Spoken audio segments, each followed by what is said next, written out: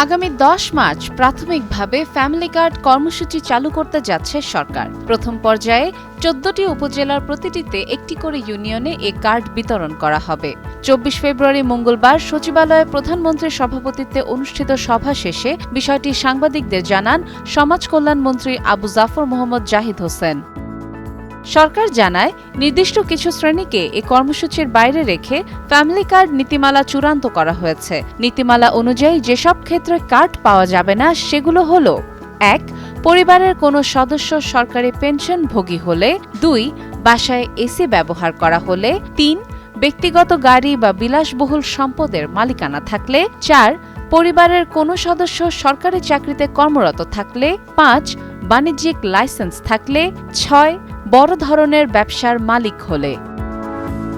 অন্যদিকে হতদরিদ্র, দরিদ্র ও নিম্নবিত্ত পরিবারগুলো অগ্রাধিকার ভিত্তিতে ফ্যামিলি কার্ড পাবেন। ধর্মবর্ণ নির্বিশেষে যোগ্য পরিবারকে এই সুবিধার আওতায় আনা হবে বলে জানানো হয়েছে। সমাজ কল্যাণ মন্ত্রণালয় ফ্যামিলি কার্ড পাইলটিং বাস্তবায়ন গাইডলাইন 2026 প্রণয়ন করেছে। এ কর্মসূচির মূল দর্শন হল ব্যক্তি নয়, পরিবারই উন্নয়নের মূল একক। শিগগিরই এ সংক্রান্ত প্রজ্ঞাপন জারি হবে। ফ্যামিলি কার্ড ছিল বিএনপির অন্যতম নির্বাচনী প্রতিশ্রুতি। নির্বাচনে জয়লাভের পর সরকার অগ্রাধিকার ভিত্তিতে কর্মসূচিটি বাস্তবায়নের উদ্যোগ নেয়। ঈদের আগে হতদরিদ্রদের হাতে কার্ড পৌঁছে দিতে গত 19 ফেব্রুয়ারি একটি মন্ত্রিসভা কমিটি গঠন করা হয়েছে।